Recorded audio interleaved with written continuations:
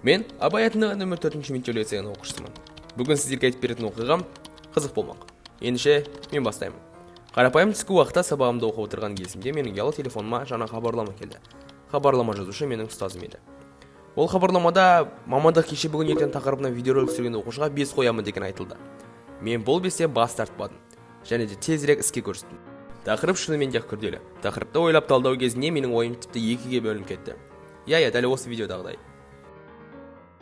Бірінші, бұрын болған мамандықтар қазір жоқ, олар жоғалып кетті деген ойға келсе, ал екіншісі мүлдем керісінше.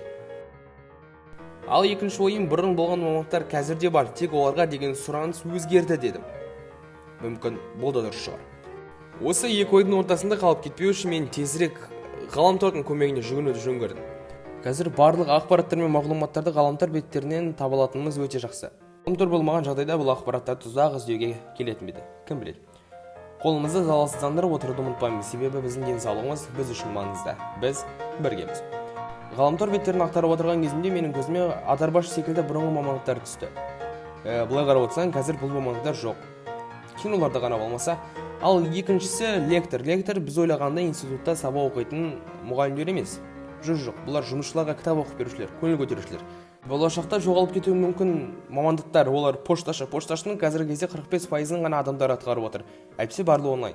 Ал екіншісі фабрикаттағы адамдар. Мысалы, олардың жартысы роботтарға алмасты.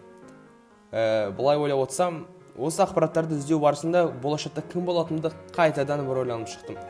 Мүмкін IT маман, немесе жалпы компьютерге байланысты мамандықтар таңдағым дұрыс деп ойлаймын. Себебі барлығы онлайн болып бара жатыр.